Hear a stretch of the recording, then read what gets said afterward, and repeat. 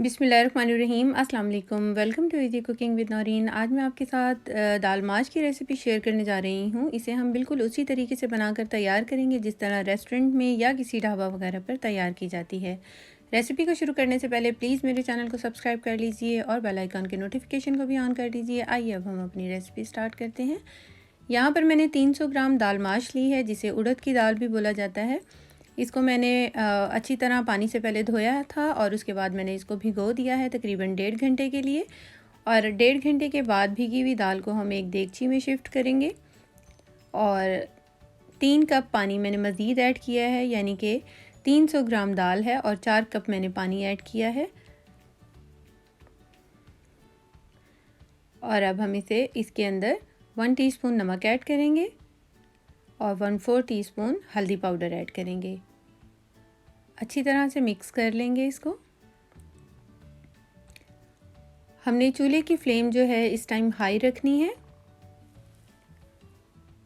और जैसे ही इसके अंदर अच्छा सा उबाल आएगा तो इसके ऊपर ये झाग से आ जाते हैं, जिसे हम रिमूव कर देंगे। अगर हम झाग को रिमूव नहीं करेंगे तो दाल का जायका भी ख़राब हो जाता है और ये जो झाग होते हैं ये हमारी सेहत के लिए अच्छे भी नहीं होते। अच्छी तरह से हमने झाग रिमूव कर देने हैं और उसके बाद हमने इसको लो फ्लेम पर 15 से 20 मिनट के लिए पकने देना है। 95% तक हमने दाल को उबाल लेना है। एक पैन लेंगे। अब हम इसके अंदर इसका मसाला तैयार करते हैं। हाफ़ कप मैंने इसके अंदर ऑयल ऐड किया है और एक जो है मीडियम साइज़ की प्याज को मैंने स्लाइस करके ऐड कर लिया। अब हम इसको लो टू मीडियम फ्लेम पर फ्राई करेंगे और हमने इसको लाइट सा गोल्डन कर लेना है। और जैसे ही लाइट गोल्डन हो जाए उसके अंदर हम लहसुन और अदरक का पेस्ट 1.5 टीस्पून मैंने ऐड किया है यहाँ पर। अच्छी तरह से इसकी भुनाई करेंगे 1 मिनट के लिए। अब हम इसके अंदर खड़ा गरम मसाला, जिसमें 1 दालचीनी का टुकड़ा, 2 बड़ी इलायची और 1 टीस्पून जो है ज़ीरा है, अच्छी तरीके से मिक्स करेंगे और 1 से 2 मिनट हमने इनको भी भून लेना है, अच्छे से फ्राई करना है ताकि अच्छी सी खुशबू आ जाए ऑयल के अंदर। अब हम इसके अंदर टमाटर ऐड करेंगे। 2 अदद मैंने टमाटर लिए थे मीडियम साइज़ के और उसको ब्लेंडर जग में डालकर उसकी मैंने प्यूरी बना ली है, इसको ऐड किया है।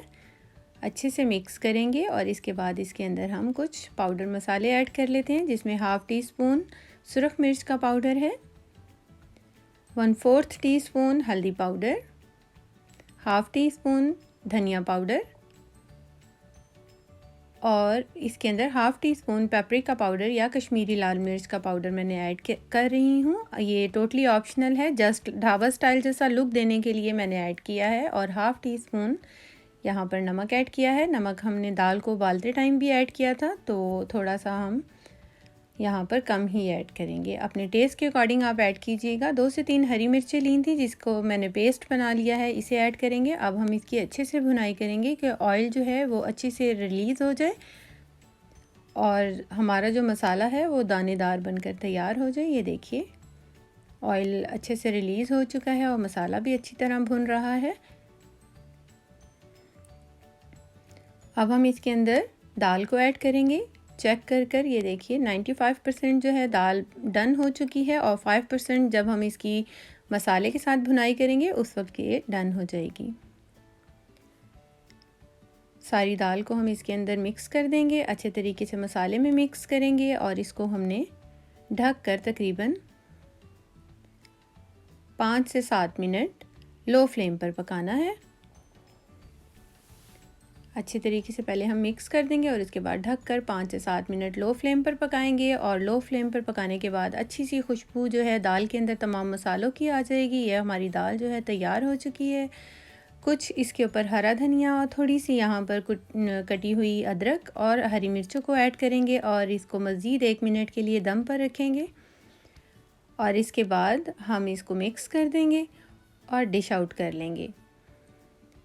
ये हमारी दाल माश बिल्कुल ढाबा स्टाइल जैसी बनकर तैयार हुई है। बहुत ही सिंपल मसालों के साथ, जस्ट इसको पकाने की थोड़ी सी टेक्निक जो है ऊपर नीचे होती है, तो बहुत ही मज़े की बनकर तैयार हुई है। होपफुली आपको मेरी रेसिपी पसंद आई होगी। Thanks for watching. अल्लाह हाफिज़।